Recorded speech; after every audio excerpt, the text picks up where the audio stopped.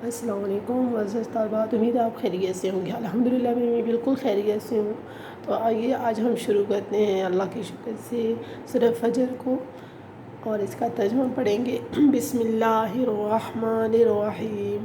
والفجر، اور قسم ہے فجر کی، ولیال عشر، اور قسم ہے 10 راتوں کی، والشفع والوتر، اور قسم ہے جفت کی اور طاق کی، واللیل اذا یسر، اور قسم ہے رات کی جب وہ چل پڑے۔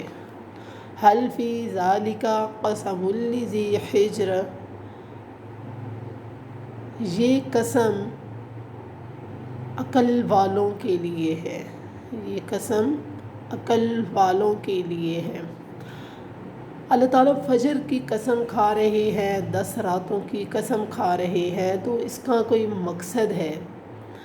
تو مطلب بتانے کا یہ ہے، مفسرین لکھتے ہیں کہ 10 راتوں سے مراد مطلق راتیں ہیں، یعنی جس طرح مہینے کی ابتدائی راتیں روشن ہوتی ہیں، اس کے بعد تاریکی آ جاتی ہے مطلب راتوں میں، اور بالکل آخر پہ پھر تاریکی آ جاتی ہے، درمیان میں تھوڑی روشنی آتی ہے، پھر تاریکی آ جاتی ہے۔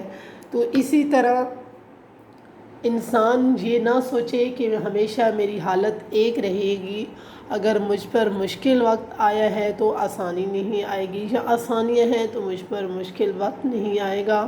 اللہ تعالیٰ نے انسان کے لیے بھی اسی طرح عروج اور زوال لکھا ہے، کبھی اس پہ خوشیاں آتی ہیں، کبھی اس پہ غم آتے ہیں، کبھی اس پر مصیبتیں آتی ہیں، کبھی اس پر آسانیاں آتی ہیں۔ تو انسان کے حالات بھی اس رات کی تاریکی کی طرح بدلتے رہتے ہیں۔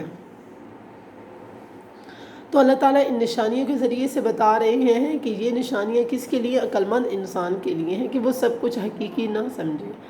یہ حوادثات زمانہ بدلتا رہتا ہے۔ آگے اللہ تعالیٰ فرما رہے ہیں، الم تر کیف فعل ربک بعاد، کیا تو نے نہیں دیکھا کیا کیا تیرے رب نے عاد کے ساتھ۔ عاد ایک قوم تھی پہلے زمانے کی، ارم ذات العماد، ارم جو ستونوں والے تھے، ستونوں والے تھے مطلب ان کا جو قد تھا نا وہ بہت لمبا تھا، تو اسے اللہ نے تشبیہ دی ستونوں سے۔ قوم عاد کے اندر ایک شخص ارم تھا، تو ارم کی نسبت سے، عاد کی نسبت سے انہیں ارم بھی بولا جاتا تھا۔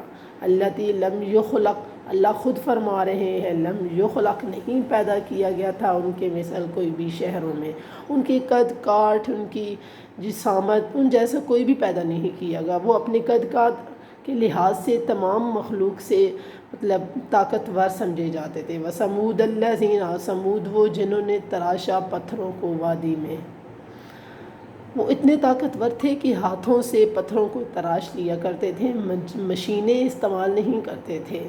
فرعون ذی الاوتاد، اور فرعون میخوں والا۔ الذین طغوا، وہ جنہوں نے سرکشی کی شہروں میں، وَأَكْثَرُوا فِيهَا الْفَسَادَ، اور انہوں نے بہت زیادہ فساد مچایا زمین میں۔ تو انہوں نے اپنی طاقت کا کیا کیا؟ غلط استعمال کیا۔ قوم عاد نے اپنی طاقت کا غلط استعمال کیا، اللہ کے آگے کیا آ گئے؟ مقابلے میں کھڑے ہو گئے، فساد کرنے لگ گئے زمین میں، یعنی اللہ کی نافرمانی کرنے لگے۔ فساد سے مراد اللہ کی نافرمانی پہ اتر آئے، اللہ کے مقابلے پہ نعوذ باللہ اتر آئے۔ فصب علیہم، برسایا علیہم ان پر، ربک تیرے رب نے، صوت عذاب، عذاب کا کوڑا، اللہ کا عذاب ان پر نازل ہوا۔ ان ربک، بے شک تیرا رب، لبالمرصاد، البتہ گھات میں ہے۔ امید ہے یہ سبق آپ کو پسند آئے گا۔ ویڈیو کو شیئر اور لائک ضرور کیا کریں۔ ہمیں اجازت دیجیے اگلی ویڈیو تک کے لیے، اللہ حافظ۔